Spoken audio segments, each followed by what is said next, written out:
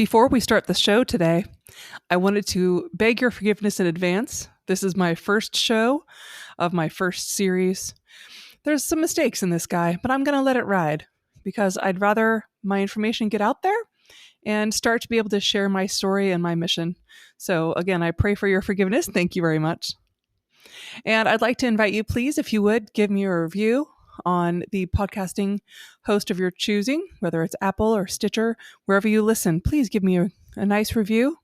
I'd appreciate it so much. Thank you.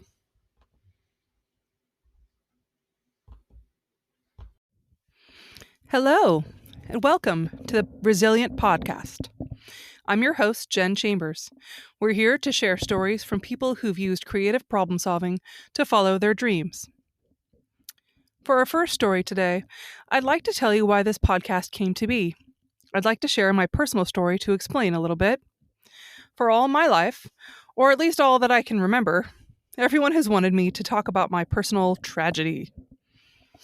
I hate to call it a tragedy, but it certainly seemed like it at the time. I feel like it's time to show up and try and change the world by sharing my story and hoping that other people are inspired. On a late night in September 1992, my parents got the phone call that every parent dreads. It shattered their world. I'd been in a car accident. My mom says they were met at the door of the emergency room by a clergyman who took them directly to the hospital chapel. Over the hours to come, they would learn what had happened. I'd been in a car of kids coming home from a football game in Florence, a town about 40 minutes away from our small town home. There were two cars full of teenagers coming home, and at some point, the drivers of the two cars decided to race. The car that I was in was driven by a friend of a friend, and her friend, the one that we mutually knew, was sitting in the passenger seat, and I sat in the middle of the back seat, flanked by two other friends. We hit a graveled patch of road, and I've heard estimates that we were going as fast as the 80s or 90s, but I don't know exactly how fast we were going when we spun out, rolled over about 6 times, and hit a fence post. Apparently, I was underneath, or on top, depending upon your perspective, the fence post. The car came to a stop on its ceiling. My parents were told that they had used the jaws of life to cut me out. They were told that each of the 5 of us had our own ambulance. They were told that the doctors were working on me, but that I may not live very long, and that I had stopped breathing in the emergency room due to the massive head injuries I'd sustained in the car accident. There in the chapel, a nurse came in to tell my parents that there really wasn't much that they could do. I was allergic to steroids, and steroids were what was commonly used to treat head injuries by bringing down the swelling of the brain. But there might be, just might, be an answer. A surgeon had just arrived in the emergency room that day. That surgeon had, of all coincidences, just returned from a brain injury conference, as in he had just walked in moments before our car accident. He happened to have a sample in his briefcase of a new cutting-edge drug. Would my parents give consent to use the drug? They did. That's why I'm alive today. Now, the funny thing about that story is that I called the hospital years later. I was researching my first book, which was about other patients who had brain injuries, and I wanted some more information about my own circumstances. I was told there was no record of that doctor. I was told there was no record of that day. They still haven't been able to tell me who the doctor was or why he was there. It kind of gives me chills. When I woke up, now waking up with a brain injury isn't exactly like waking up. It took multiple times over about the course of a week to 10 days. I was in a coma. Waking up isn't exactly linear with the brain. And that story is like a really long one, so I'll save it for a different time. But the important thing here is that after the accident, I didn't remember a single thing. I still don't remember anything before the accident to this very day. I had to relearn every single facet of life, from tying my shoes and speaking to how to safely cross the street, the meaning of words, of language. I didn't know what letters were. I was 15, and I had to start over like I was a baby. People always have asked me how I did it. At first, that question always made me so uncomfortable. Like, this whole story almost happened to someone else. I don't know. You just do. I felt the weight of everyone's expectations all the time. I felt like, and this is hard to explain, but I felt like I had to measure up to everyone's idea of who I was to them. Everyone, of course, has different perceptions of who you are, but I didn't know who any of them were, and I didn't recognize who I was, so I figured it was as good as any. It was ridiculous, really. But I had to try. I wanted so desperately to make the people who called themselves my parents proud. That's right, I said those people who called themselves my parents. I said I didn't have any memory, so I certainly didn't have any memory of my parents. I actually called my dad by the name of my dog. Poor guy. He still likes me, though. Most accounts of brain injury involve crazy amounts of love and caring to come to any kind of a happy ending. Mine is no different. I had my family. I had the sheltering of the small community I lived in. I had an incredible hospital community and doctors who helped me immeasurably. Therapists, teachers. I was very privileged in that recovery, to be sure, and I wouldn't be here without it. One of the tools that I used was a very simple calendar, which seemed so revolutionary to me at the time. Now everyone has Google calendars and, it's so easy to keep everything in your life together on your phone. But back in the day, I had to keep a small notebook in my pocket. It was about the size of a paperback, but about half as thick. And I literally wrote down everything from my schedule to making sure that I wrote down that I ate so I wouldn't forget and eat again. I would write down the names of my friends so I wouldn't forget them when they came to visit. I would write down the names of my grandparents and how they were related to me. Things like that. Pinpointing recovery from anything, not just a catastrophic injury like mine, it's so hard to encapsulate. Why does anybody keep going? For me, I very much felt like I had a choice. You keep going or you don't. It was a case for me of literally putting one foot in front of the other. To be accurate, I guess, I couldn't really put the foot in front of the other foot. Walking, of course, was not something that I could do. Half my body was paralyzed. But it was more like I kind of proceeded from being able to roll over without feeling like I was falling off a cliff to being able to walk with assistance and use a walker. And I still remember the day when I was able to walk using just the parallel bars in the gym of the hospital. That was a pretty amazing day. I was so incredibly out of whack because my equilibrium had been broken, kind of. That didn't help. I felt like every day, every little thing was a fight to get back. But each tiny movement, whether it was figuring out how to get back to my room from the lobby, it took a lot of times to get back to my room from the lobby and actually know what I was doing, to discovering how to say the word apple and understand what it meant. Every little thing like that. They were all victories. And I'm incredibly grateful. I don't know who or what saved me, and I don't know why. I'm not here for that. I'm not here to debate that sort of thing. I guess I'm here to testify that I can show up and work hard, and I can hope to serve the world that way by showing you that if you show up and work hard, given the right amount of luck, you can make things happen for yourself. I've been so lucky, but I credit any success I have really to the showing up part, but also to resilience. You've got to, knock down 4 times, get up 5, or just keep swimming. Like Dory says, it's not really a platitude. It's true. If I can come back from literally nothing, I hope to inspire other people to do the same. Next time, we'll speak with Delise McCormick, who's an incredible artist, who is also going back to school as an adult to follow her passion for working with kids.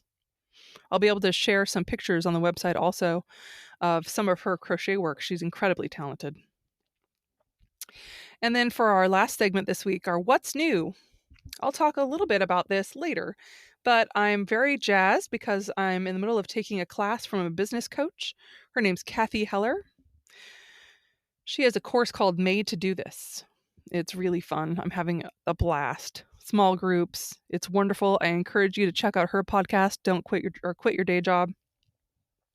I'm also, for my wow of the week, I'm learning a lot of new stuff on my banjolele. Maybe I'll play some for you next week. Please write into the show with any of your comments or any of your own resilient stories at the email address below, and we'll look forward to talking to you next time. Thank you.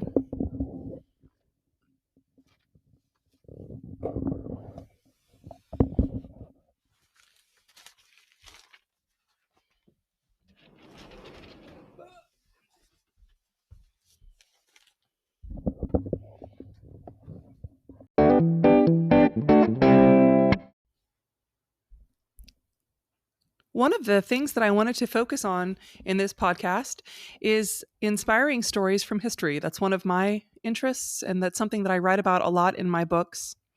The first person I'm going to focus on today, the first woman, it's not always going to be women, but today my focus is on Abigail Scott Duniway, who was a suffragist, a novelist, a businesswoman, a newspaper editor, and a lecturer from Oregon. Now, Abigail wasn't originally from Oregon. She was originally known as Jenny. Her full name is Abigail Jane Scott, and her family called her Jenny. So Jenny was one of many, many children. Her parents had 12 surviving children, I believe. And her family worked very hard on their farm that was next door to their maternal grandfather. Their grandfather was a big deal in the town where they grew up in southern Illinois. Their farms were near Peoria, actually. Her grandfather had a very large place, and he was very well known in the community. And there were a lot of extended family there, which gave Abigail a very strong sense of home. It was difficult, too, because she witnessed the hard lot that women had in that rural community and really appreciated the bravery of her grandmother, whose grandmother was injured. She pushed a chair around the house as a crutch because her leg had been severed at the knee many years before. And she deeply loved her own mother, who bore 12 children in quick succession, really, and her health was taxed more and more by each child. Now, on the other hand, her father, John Tucker Scott, was a very well-known man as well, a very successful farmer, and he was a man who was always searching for something more. One of his more successful jaunts was when he decided to start a movable circular sawmill business. And that brought the family pretty good prosperity, actually. And John Tucker was really interested in immigration, remembering that they were on the very edge of the frontier there. It's so hard to believe that was the edge of the world, the edge of the known world for people at that time period. He was fascinated by the overland journey. And eventually, they went because her father was dead set on it. They liquidated all of their goods and went with 2 wagons. One wagon was full of their material goods. One other wagon was full of supplies. And they had a crew that helped them drive the oxen that went on in the second wagon. That was in 1852.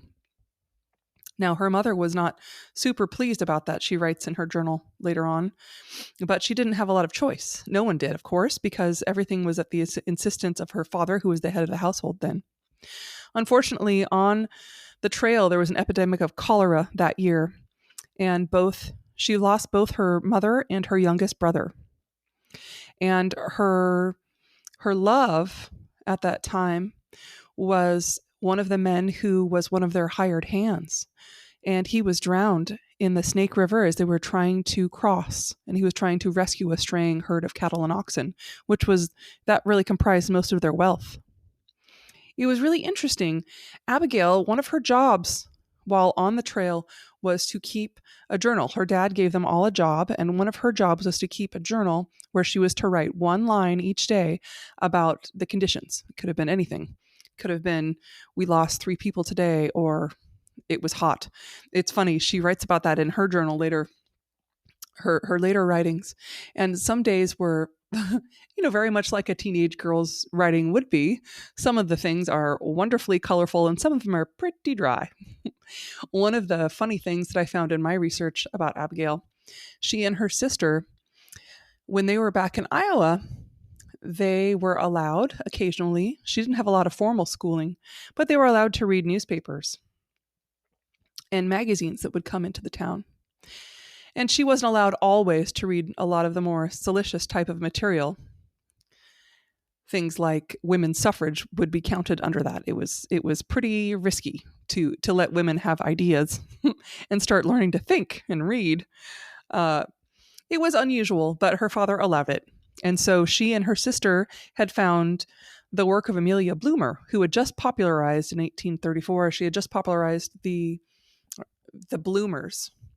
And so on the Oregon Trail,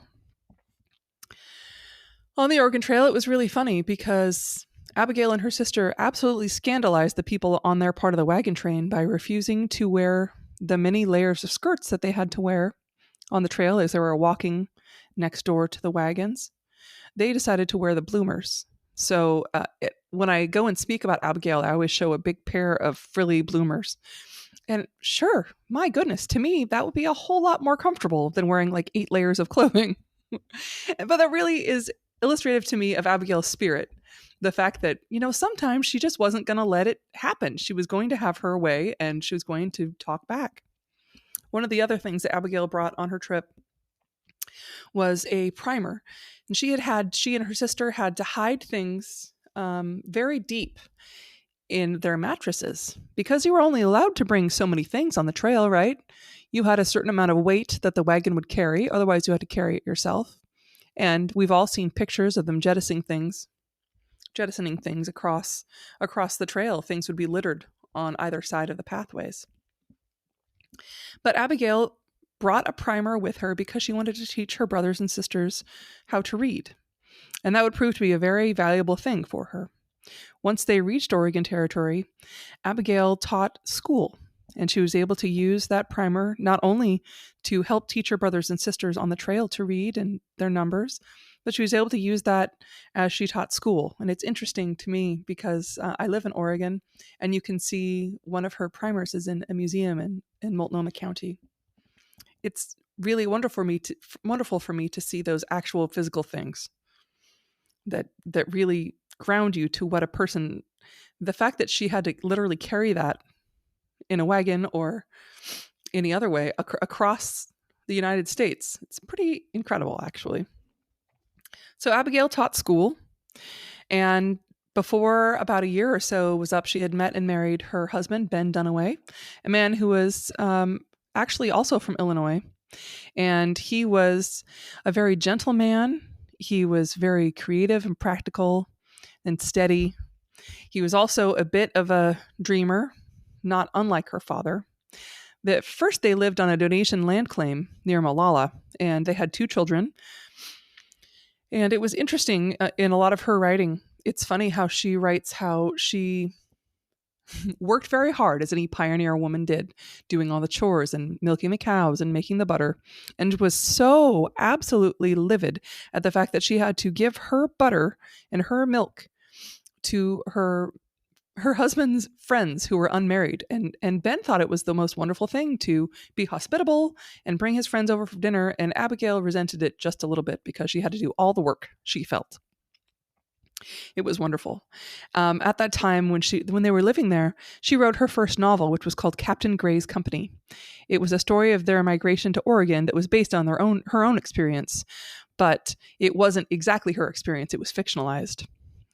That was the first English book that was produced in Oregon Territory, as a matter of fact. After about 4 years, they moved to a different farm near her sisters, and they had 2 more children. Now, here came one of the great tragedies of Abigail's early life. Ben had signed a note as a guarantor to a friend's crops. And in 1862, a giant flood destroyed the local grain warehouse and the crops, and they lost their farm. Ben was trying to recoup their fortunes in the gold mines in Walla Walla, and then, unfortunately, when he returned, they had a second second disaster that really was a turning point for their lives. He was seriously injured when a runaway calf or a runaway steer pulled the wagon that he was on, and he broke his back or hurt it quite badly. So that event became kind of a turning point for their lives. Abigail then had to become the breadwinner for the family. First, she went back to teaching, and then she decided to keep a boarding house in the town they lived in, Lafayette. She actually, I speak in my book about her, and then when I go and speak in person, it's really neat for me to imagine she literally hung the curtains in the top of the barn and had girls come as boarders, whom she then taught. And it's so inspirational to think of Abigail doing everything she could to make their home and take care of her husband and her family at the same time. Abigail then really had 2 more kids in fairly quick succession.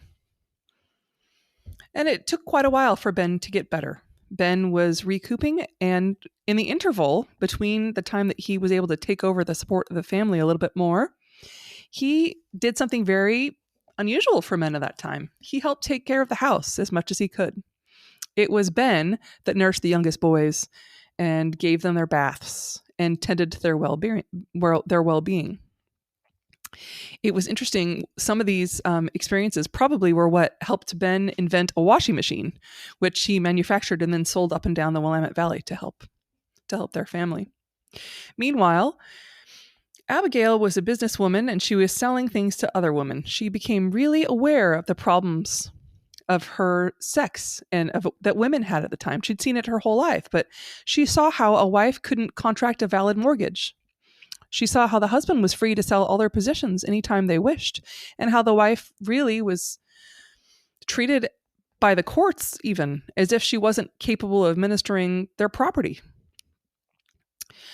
Ben and Abigail decided that together they couldn't really stomach the idea of that continuing. At this time, Ben and Abigail had built a millinery, and Abigail had taught herself how to make hats. So they had a small business, and they ended up moving to Portland. They helped start the Oregon Equal Suffrage Association, which was organized loosely in 1870. And part of that helped inspire the move of the Duniways from Albany to Portland. Abigail invested her money from selling the millinery business, and she started her newspaper, the New Northwest, which was a suffragist newspaper, progressive newspaper, I should say, in 1871. Ben was sort of a silent partner at that time, and he got a simple job through the influence of his brother-in-law. I didn't mention him, but Abigail's brother was Harvey Scott, who became the first editor of the Oregonian. Ben's job in the newsroom of the Oregonian helped see their family through the strenuous times, and Abigail's paper started taking off. She started becoming an editor and a circuit writer. She went everywhere throughout the Oregon country lecturing in case of equal rights and equal suffrage. I actually wrote a whole book about the time when Abigail met and became friends with Susan B. Anthony. It was quite intriguing to me. I came across that information in part of my research for my first book about women in history, and I thought I couldn't believe that I had never read anything about that. It's interesting once I started digging into it. I won't say too much more about it because I wrote an entire book about it, except to say that Susan B. Anthony, she tolerated the time that she spent with Abigail Scott Duniway, it seems, and spent the first and last time she would ever sleep in a tent. Once they parted, as far as my research indicates, they spoke very rarely after they traveled together. They traveled for about a month and a half to 2 months, talking about equal suffrage, and after that trip, I think they were done with each other. Abigail went on to campaign for women's rights all over Oregon and Washington Territory, as did Susan B. Anthony, of course. She struggled to keep the issues of suffrage and prohibition separate. That was her goal. And in 1912, equal suffrage finally became the law in Oregon, long after she had sold her paper and stopped her active work for women's rights. There are many, many stories that are told about how witty Abigail was when she debated for women's rights, and how wonderful she was as a speaker. She also wrote suffrage music that she played with her daughter before every time they spoke. One time in 1876, actually, she literally talked her way across the continent to the Centennial Exposition in Philadelphia from Oregon. She started with a ticket by boat up the Columbia River to the Dalles, where she spoke and garnered money from her speaking. And a fellow passenger became interested, and he talked to the captain, and the captain held a meeting. And then they took a collection of silver, which bought her next ticket. And by speaking in town after town, she raised money all the way to Philadelphia and back. She was so courageous.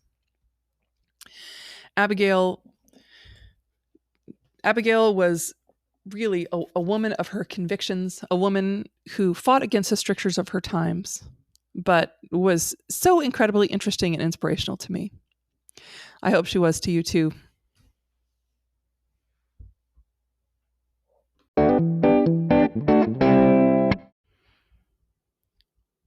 Thank you for listening today. I have so much fun talking to you, and I love hearing other people's stories.